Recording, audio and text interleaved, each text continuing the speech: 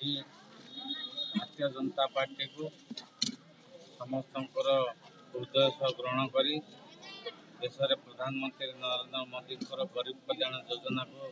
पाथेय करी एवं वर्तमान सरकार मोहन माझी सरकार रे जो माँ मान को सुभद्रा योजना माध्यम वर्ष को 10,000 और 5 वर्ष को 50,000 देवार जो योजना करा जायछि एवं जो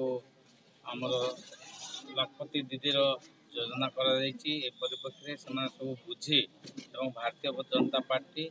भारत वर्षर एवं ओडिशा रे गोटे सशक्त पार्टी एवं से पार्टी को सुदृढ़ करने निमंते बहु माँ माने वार्ड मेंबर माने एक सरपंच एवं एक जेडपी मेंबर आसी दल में सामिल होती एवं समस्त इच्छा दल को सुदृढ़ करने एवं ए दलर जो सरकार चलती सरकार विभिन्न योजना को गाँ गहली नहीं पहुँचेबा से उद्देश्य समस्ते आसी दल में सामिल होती पंचायत देवीघाट पंचायत आसती एवं केन्दार पंचायत आसी समस्ते जोग देते इलेक्शन से गोटे पंथा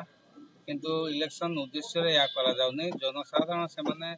समस्ते बुझीछंती जे मोदी सरकार योजना कौन अच्छी एवं आमर मोहन चरण माझी ओडिशा सरकार योजना एवं बजेट को देखी समस्ते हृदय सह आसी दल में सामिल होती जिते इलेक्शन आसो इलेक्शन काम से